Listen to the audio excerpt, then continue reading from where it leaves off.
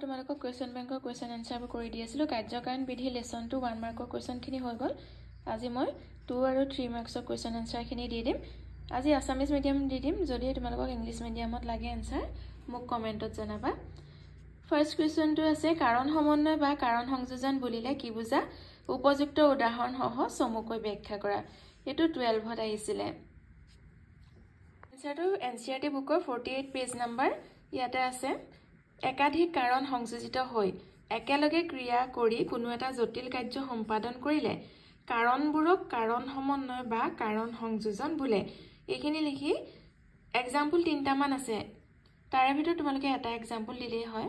কাৰণ সমন্বয় উদাহৰণটো এইটো লিখিলে ভাল হ'ব।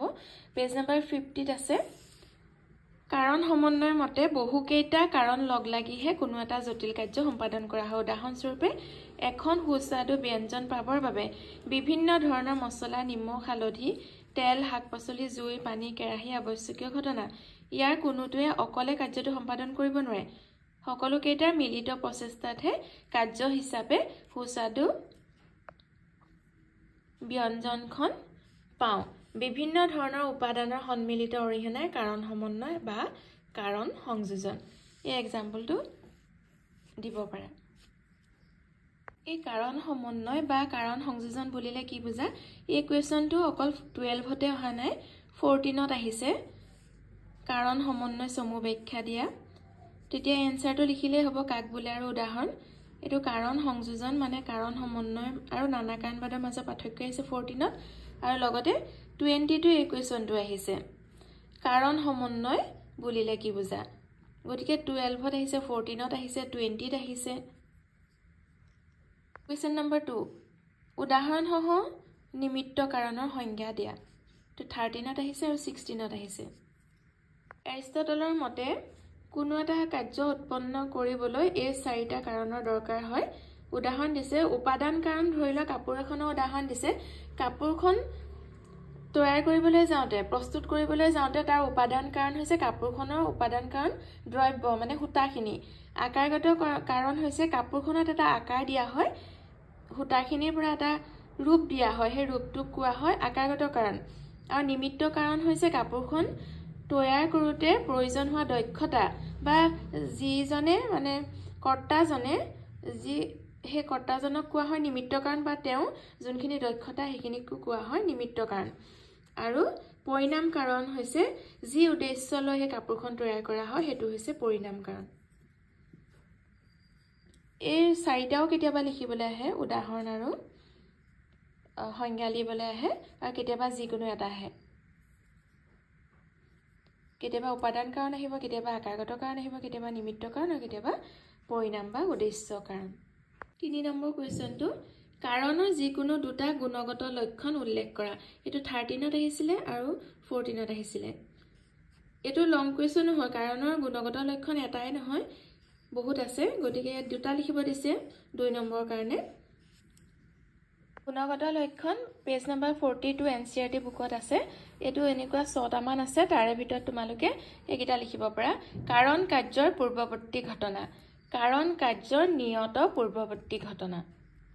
2টা যিহেতু লিখিব দিছে 2টা লিখিলেই হ'ব। এনচিইআৰটি বুকখন তোমালোকক মই দেখাই দিছোঁ। এইখন হৈছে এনচিইআৰটি বুক। এনচিইআৰটি বুকতে মই যোনবিলাক তোমালোকক পেজ নাম্বাৰ কৈ গৈ আছোঁ, সেই পেজবিলাকত চালে এনচাৰবিলাক পাবা।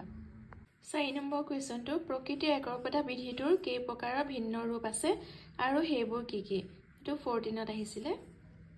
পেজ নাম্বাৰ 54ত পাবা এনচিইআৰটি বুক।